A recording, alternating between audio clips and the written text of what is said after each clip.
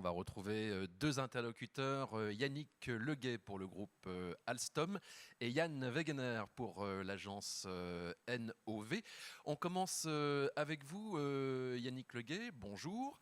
On va parler du fameux Coradia E-Lint, ce fameux train qui a été mis en circulation, c'était en 2018, c'était une première mondiale, donc technologie française appliquée en Allemagne. Oui, tout à fait. Merci déjà de nous donner l'opportunité de rejoindre cet événement majeur et d'exprimer ce qu'on a pu faire depuis quelques années sur l'hydrogène. Effectivement, l'histoire de l'hydrogène chez Alstom a démarré il y a à peu près une dizaine d'années, un peu moins, 9 ans, en 2012, quand les gens ont commencé à travailler sur l'idée d'un premier train à hydrogène. Donc effectivement, c'était en Allemagne, où on va dire les premières esquisses ont été posées à ce moment-là, sur la base d'un train qui est un train diesel en Allemagne, qui est le train Lint, qui a été vendu à plus de 1000 exemplaires en Allemagne, donc qui était quand même une success story en Allemagne. Et nos ingénieurs ont eu l'idée de penser à l'après-diesel et ont travaillé avec nos équipes françaises également de Tarbes, donc on est vraiment au cœur de ce débat sur la collaboration franco-allemande, nos équipes de Tarbes et nos équipes d'Ornans également, pour faire de ce train un train à hydrogène. Donc la chaîne de traction a été conçue, imaginée à Tarbes, et le moteur a été développé sur Ornans, dans la région. Et en septembre 2014, il y a eu un accord tripartite entre le Land de Basse-Saxe, le gouvernement allemand, le groupe énergéticien Linde et Alstom pour lancer ce premier train hydrogène, le iLint. Donc les principaux jalons de ce projet étaient de pouvoir présenter 2 ans plus tard un premier train sorti d'usine, ce qui a été fait en septembre 2016, et d'avoir le premier train en service commercial en septembre 2018, ce qui a également été fait. Donc le iLint est toujours aujourd'hui le premier train au monde à circuler, le premier train à hydrogène à circuler avec passagers.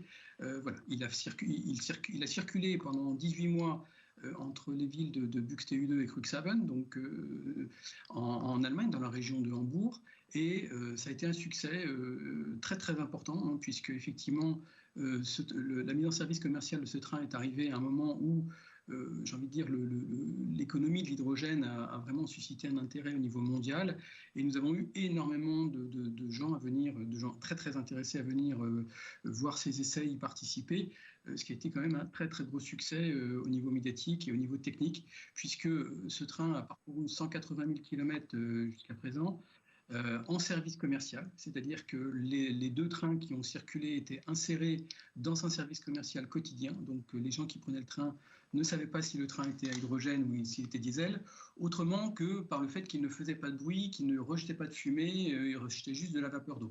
Donc ça a été vraiment un succès opérationnel certain, donc aucune avarie en service, bien évidemment aucune alerte de sécurité, et ce train aujourd'hui donc a été retiré donc de ces 18 mois d'essai comme convenu, est allé faire des essais complémentaires aux Pays-Bas, puisque les Pays-Bas souhaitaient sont intéressés par l'acheter, donc souhaitaient pouvoir l'essayer. Donc ce train est allé aux Pays-Bas pour obtenir une homologation dans ce pays, et il roulait jusqu'à peu en Autriche également pour la même raison. Donc voilà, donc ce train, d'un point de vue commercial, a été commandé aujourd'hui donc par le Land de Basse-Saxe à hauteur de 14 exemplaires, et également par la région de Francfort à hauteur de 27 exemplaires. Donc on a aujourd'hui en commande ferme 41 trains de ce type qui sont en cours de fabrication et qui vont rentrer en service commercial donc en Allemagne l'année prochaine, donc en 2022. C'est ce qu'on peut appeler une Voilà. belle success story. Oui, c'est une success story. Donc c'est un train qui répond tout à fait aux besoins donc de ces lignes, de ces petites lignes allemandes qui on va dire font quand même un gros succès en Allemagne. C'est un train qui fait à peu près 54 mètres de long et 150 passagers. Donc voilà, donc une success story. Nous sommes en avance très clairement par rapport au reste de nos concurrents, puisque nous avons depuis été suivi par bon nombre de nos concurrents sur ce marché de l'hydrogène qui, bien évidemment, au démarrage n'y croyaient pas et ont essayé de savonner la planche, mais c'est de bonne guerre.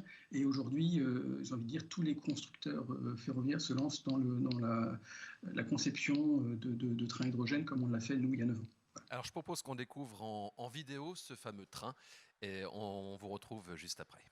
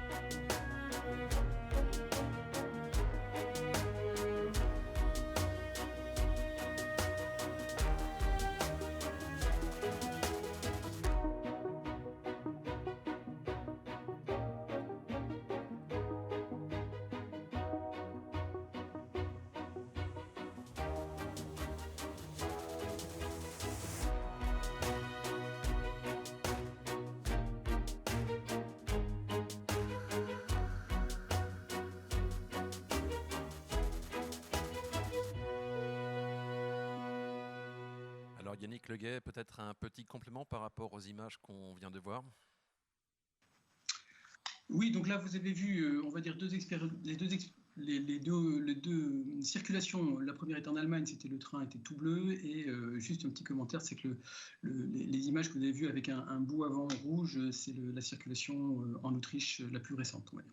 Voilà, donc ces trains aujourd'hui sont amenés à aller circuler dans d'autres pays d'Europe et du monde, puisque beaucoup de pays nous ont contactés pour pouvoir faire des expériences de circulation de ce train, qui a obtenu tous les certificats de sécurité en Allemagne, aux Pays-Bas, en Autriche. Donc voilà, donc ça fait l'objet quand même de beaucoup d'études de notre part, d'études de sécurité, de démonstrations auprès des autorités allemandes, néerlandaises et autrichiennes, bien évidemment de la sécurité de ce train, puisqu'il n'est pas question de faire la moindre concession à la sécurité du ferroviaire, bien évidemment. Merci. Le député européen Christophe Grüller, qui est sur le plateau, souhaitait justement réagir par rapport à cette grande première technologie française appliquée en Allemagne. Écoutez, moi je pense que c'est une grande fierté européenne d'avoir ce grand projet européen Alstom, né en Allemagne, commandé d'abord par les lenders allemands et maintenant commandé par les régions françaises. Je trouve que c'est vraiment une très très belle réussite pour le transport de voyageurs. Mais la question que je voulais poser à M. Leguet, c'était de voir peut-être maintenant l'étape d'après, au niveau hydrogène notamment, puisque l'hydrogène va s'appliquer pour l'industrie, mais également pour les transports lourds. Et donc le plus lourd, c'est les trains de fret, le transport de marchandises à travers l'Europe. Nous allons avoir des corridors ferroviaires, nous avons pas loin d'ici la Suisse, où nous avons aussi besoin de faire passer des trains de marchandises. Donc Alstom travaille sur un grand projet de locomotive de fret hydrogène hybride. Voilà, donc j'aimerais savoir où est-ce qu'on en est de ce projet-là, comment est-ce qu'on peut le porter ensemble, le développer avec évidemment les collectivités locales, avec l'ensemble des acteurs nationaux, internationaux, pour que ce soit aussi une belle réussite dans le domaine du transport de fret ferroviaire. Alors je ne sais pas si vous pouvez répondre, Yannick, tout de suite à cette question, ou si on attend d'en parler tout à l'heure. Je vais essayer d'y répondre avec la liberté que je peux en avoir, parce que bien évidemment ce nouveau projet est quand même soumis à un certain degré de confidentialité, vous l'aurez compris.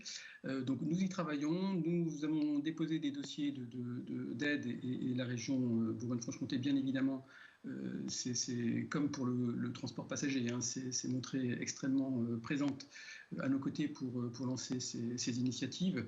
Donc oui, nous y travaillons. Voilà. Ce qu'il faut avoir en tête néanmoins, c'est que si on essaie de comparer un petit peu la difficulté du marché passager par rapport au marché fret, sur le marché passager, le train hydrogène a cet énorme avantage, c'est que c'est un consommateur massif, il va consommer beaucoup d'hydrogène, hein. Un train, c'est 200 kg d'hydrogène, là où une voiture, c'est 4 à 5 kg d'hydrogène. Un train, ça circule tous les jours, 365 jours par an, pendant 30 ans. Donc quelque part, si on veut massifier la production d'hydrogène pour en réduire le coût, et c'est bien évidemment ce que vous avez dit tout à l'heure, il faut réduire le coût des hydrogènes décarbonés, qu'ils soient verts ou violets ou de la couleur que vous voulez, mais il faut qu'ils soient décarbonés. Si on veut réduire le coût de cet hydrogène décarboné, il va falloir massifier. Et le train régional en particulier peut permettre de faire des centres de production d'hydrogène. Une flotte de 5 à 10 trains, ça représente à peu près 2 tonnes d'hydrogène par jour. Alors, vous allez me dire, c'est beaucoup et c'est pas beaucoup. Néanmoins, aujourd'hui, si on veut lancer la technologie d'hydrogène et l'économie de l'hydrogène, avoir quelque part une consommation à 2 tonnes d'hydrogène par jour, consommée en un seul point, c'est-à-dire que ce n'est pas une voiture, ça va se recharger un peu partout.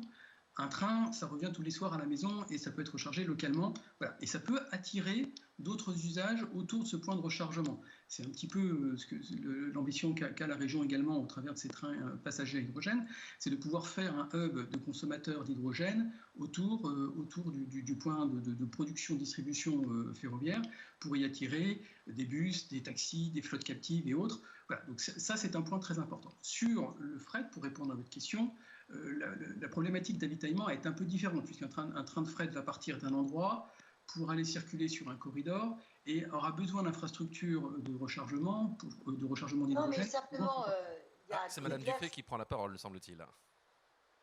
Excusez-moi. Oui, on vous entend.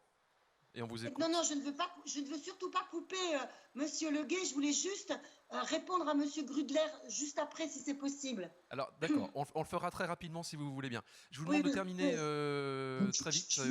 Je finis très vite, Madame la Présidente. Juste pour finir sur mon propos, donc par rapport au transport passager, le transport ferroviaire va avoir besoin d'une infrastructure d'avitaillement tout au long de son parcours. Voilà, et là on est un petit peu face la poule et l'œuf. En gros, tant qu'on n'a pas forcément d'avitaillement au long d'une route, c'est un peu délicat de lancer un train fret dans la nature. Voilà, donc on y réfléchit néanmoins sur des moyens d'avitaillement. Encore une fois, c'est un peu confidentiel, donc vous me permettrez peut-être de pas trop l'évoquer ici. Voilà. Donc, par contre, ce que je voudrais qu'il soit bien clair, c'est le transport passager régional. Un point extrêmement structurant pour l'économie de l'hydrogène dans le futur. On fait vite, Yannick, s'il vous plaît. Merci. Voilà, donc un point structurant pour l'économie de l'hydrogène. Voilà, j'ai fini. Madame Dufay, très rapidement. Vous souhaitiez intervenir et répondre au député Grudler. Si vous nous entendez, Madame Dufay. Alors, le temps. Oui, mais j'ai des... Bon, apparemment, un petit problème de liaison. J'aimerais qu'on interroge à présent Yann. Alors, oui ou non? C'était simplement pour dire que les commandes de train pour les passagers qui sont en train de se faire en France, elles ne sont pas encore complètement finalisées parce que M. Grudler, il a une grande ambition, une grande vision. Il dit, bon, bah ça, c'est fait, puis maintenant, il faut passer au train de fret. Mais quand même, pour les trains de passagers, ce n'est pas encore fait. Aujourd'hui, seule la région de Bourgogne-Franche-Comté en France a fait voter à son assemblée, effectivement, une commande de train à Alstom, laquelle doit se concrétiser d'ici la fin du mois de février dans 3 autres régions. Donc c'est quand même un processus qui n'est encore pas complètement achevé. C'était juste ce que je voulais dire. Merci pour cette précision. Est-ce que Yann Wegener de l'agence NOV, qui se trouve donc en Allemagne, est avec nous? Vous m'entendez, Yann? Oui, bien sûr. Bonjour, comment ça va? Alors, NOV donc, est un organisme qui finance des projets de recherche. Alors, qu'en est-il par rapport au train à hydrogène? Est-ce qu'il y a des projets en cours actuellement en Allemagne à ce sujet? Financés par votre agence. Sûr. D'abord, merci de l'invitation. Oui, il y en a quelques projets. En fait, le train que nous avons vu, le Coradia E-Lint, ça fait partie aussi de notre aide financière, je dirais, ou de notre ministère. Et il y en a d'autres projets. Il y a un autre projet où l'objectif n'est pas vraiment la conversion d'un train diesel, mais vraiment le développement d'un système de traction modulaire entre batterie et de piles à combustible. Et en ce qui concerne tous ces autres, Coradia et Lint, on est vraiment plutôt dans des projets d'approvisionnement. C'est vraiment plutôt ça. Le développement est fini. On est très, très fiers, comme les autres intervenants, on est fiers vraiment. Très content des résultats. Excusez-moi de vous interrompre 30 secondes. J'aimerais que Yannick Leguet, qui est en ligne avec nous, arrête son partage d'écran. En fait, voilà, ça nous permettra de récupérer l'image du studio. Allez-y, Yann, je vous en prie, continuez. Ouais. Oui, donc pour notre ministère, donc nous, en tant qu'Innové, on travaille surtout pour le ministère des Transports et des Infrastructures numériques. Et pour le ministère, c'est vraiment un objectif stratégique, quoi, de vraiment s'approvisionner de s'approvisionner de ces trains pour 3 raisons simples. C'est la réduction des gaz à effet de serre, des polluants et de bruit. Et pour ça, on n'a pas trop de choix sur toutes les lignes qui ne sont pas électrifiées. Et l'hydrogène, c'est bien sûr quelque chose qu'on a soutenu pendant plus qu'une décennie et on va continuer à faire ça. Très bien, merci. On a pris un petit peu de retard sur cette première séquence, mais je vois que le train hydrogène suscite beaucoup de commentaires et d'interrogations. Rapidement, on va voir du côté du chat avec Emeline Conversé du pôle véhicule du futur s'il y a des questions. Je vous écoute dans mon oreillette, Emeline.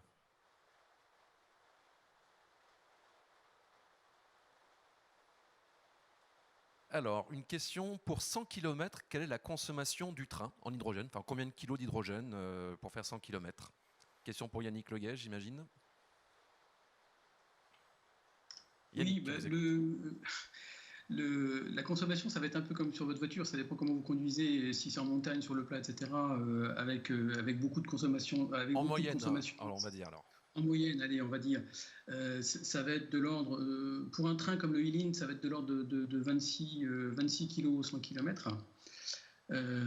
Pour un train comme le train Régiolis, qui est le train qui est en cours de discussion, dont Madame Dufay parlait tout à l'heure, on va être plutôt aux alentours de 35-40 kg du 100 km, mais on est sur un train qui fait 4 caisses, donc qui est plus long que le train Eline qui, lui, ne fait que 2 caisses. Voilà. Merci. Emeline, est-ce qu'on a une autre question ?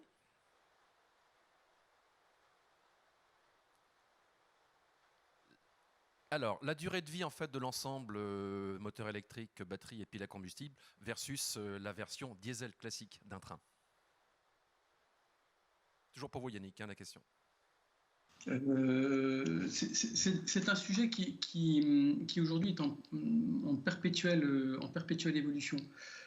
Alors déjà, sur la partie chaîne de traction, puisque un train hydrogène, c'est un train électrique avec un moteur électrique, une chaîne de traction électrique, une batterie, des convertisseurs et autres, et il y a effectivement une pile à combustible. Donc, si on parle de l'ensemble de la chaîne de traction va avoir une durée de vie équivalente, mis à part la pile à combustible qui, elle, va nécessiter une maintenance pour remplacement de membranes et autres.